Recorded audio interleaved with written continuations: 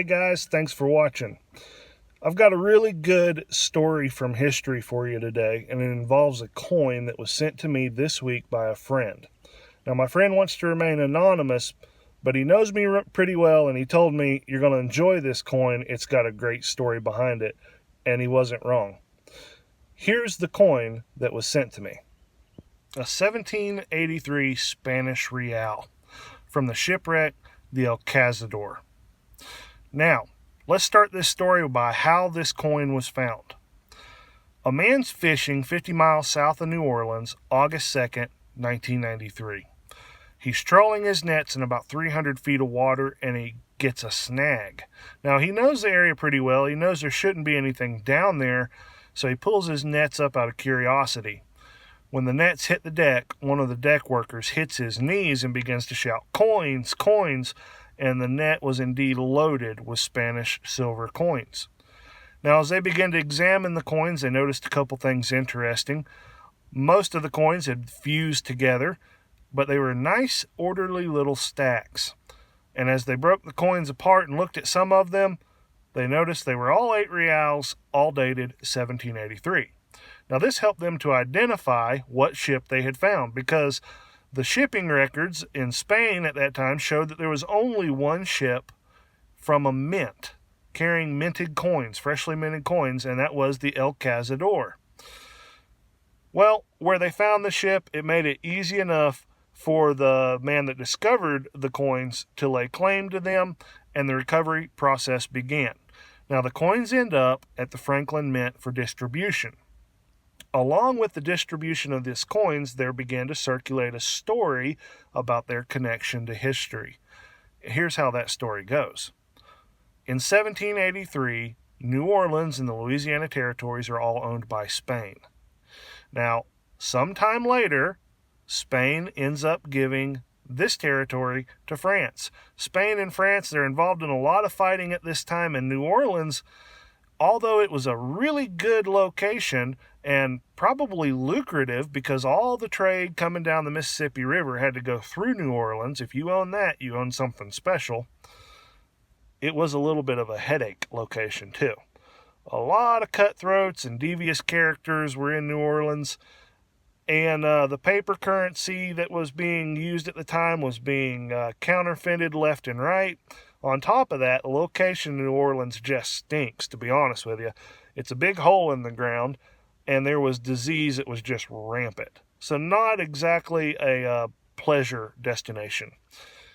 So Spain ends up giving the property to France. Now that sounds a little weird, but the kings of Spain and France, they're relations, so maybe not so out of the ordinary. France is willing to take it off their hands. So it's in French possession now, right up until 1800, and a man by the name of Napoleon Bonaparte comes along and overthrows the French king and takes control of France. Now, Napoleon's not the type of guy to sit around on the couch. He is out to conquer as much territory as he possibly can. So he's doing a lot of fighting on a lot of different fronts. And it doesn't take long, and he's in need of some money. So he looks at the territory, Louisiana territory, New Orleans, and he sees the writing on the wall. It's in a bad location for him. He knows it's just a matter of time before either the British or the Americans, challenge him for this territory. So he decides to sell it. Well, this works out really well for America. Thomas Jefferson also had a problem with the French-owned Louisiana territories because he saw it as an impediment to westward expansion for the U.S. So he approached Napoleon with $3 million, and he just wants to purchase New Orleans.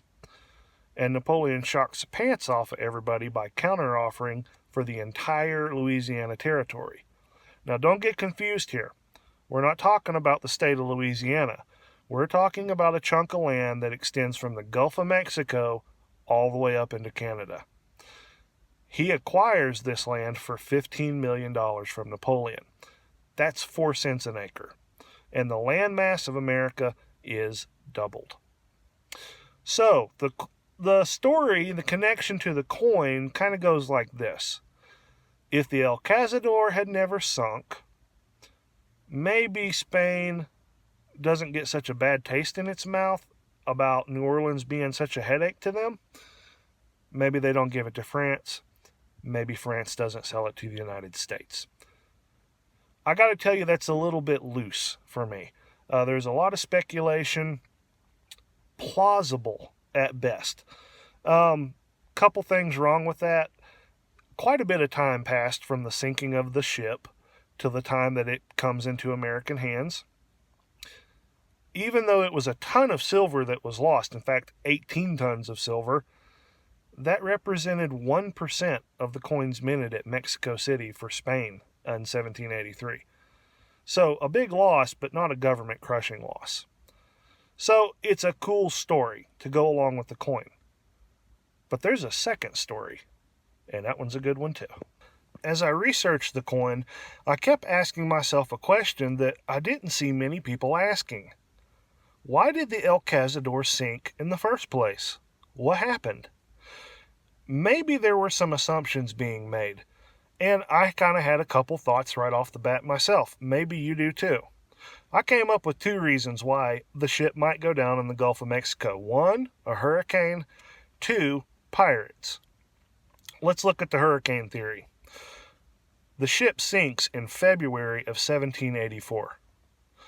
Not hurricane season. Not likely that there's a storm. There was nothing recorded at the time. So what about pirates? Well, the very name of the ship, El Cazador, cast that into doubt. El Cazador means the hunter. This was a 90-foot Spanish brigantine, and it had 18 or 19 cannons. It was bristling. It was ready for a fight. It was the exact type of ship that Spain would send out to hunt down pirates. So not the type of ship that was in great danger of being attacked. The ship captain was the best that Spain had to offer. So I don't see the pirate theory as working out very well either. One of the cannons that were recovered from the ship was actually brand new technology. It was a breech-loading, fast-firing cannon, and pretty lethal for its time. So what did happen to the ship? Well, we got to go to Iceland for one of 2 possible theories.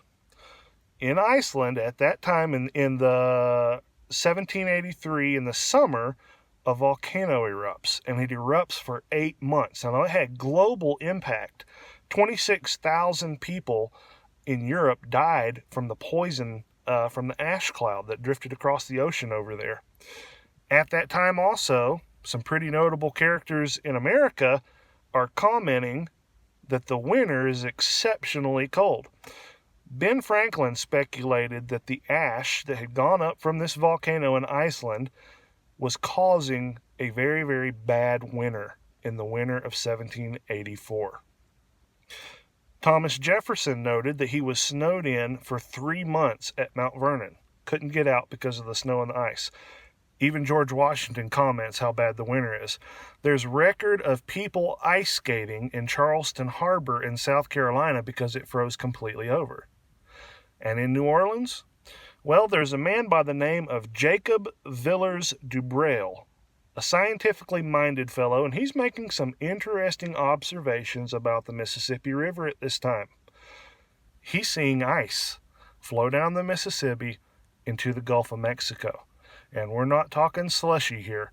We're talking big chunks of ice. He measured them 2 to 5 feet thick, 12 to 30 feet across. The Mississippi River had frozen solid for 120 miles. Now, at the time, a lot of people pointed to the volcano, and even up until just recently, most people thought the volcano was the cause of this bad winter. Well, scientists have now figured out maybe not so much. It was kind of an El Nino effect. It was just one of those freak occurrences where we got a massive Arctic blast that lasted a long time, and it caused some weird weather all the way down south into Louisiana and the Gulf of Mexico. So we have the El Cazador. It leaves Veracruz in January of 1784, sails north across the Gulf, and as it's approaching New Orleans, it encounters the unexpected. And it's usually the thing that you expect the least that is the most dangerous. Nobody would have dreamed of ice floating around the Gulf. But that's exactly what they encountered. And so right where the Mississippi River dumps into the Gulf of Mexico, about 50 miles offshore, the El Cazador slams into one of these massive blocks of ice. It rips the hull open, and loaded with all that silver, the ship sinks like a rock. There are no survivors. Everybody goes into the water, which is frigid, and they die. I think that's a pretty cool story. The Mississippi River has only been observed to have ice down at the mouth of the Gulf of Mexico twice in recorded history. Once at this point in time, and once again, to a lesser degree, in 1899. Very interesting coin. It's got a great story. Thank you so much. The person that sent it to me, you know who you are. I appreciate it.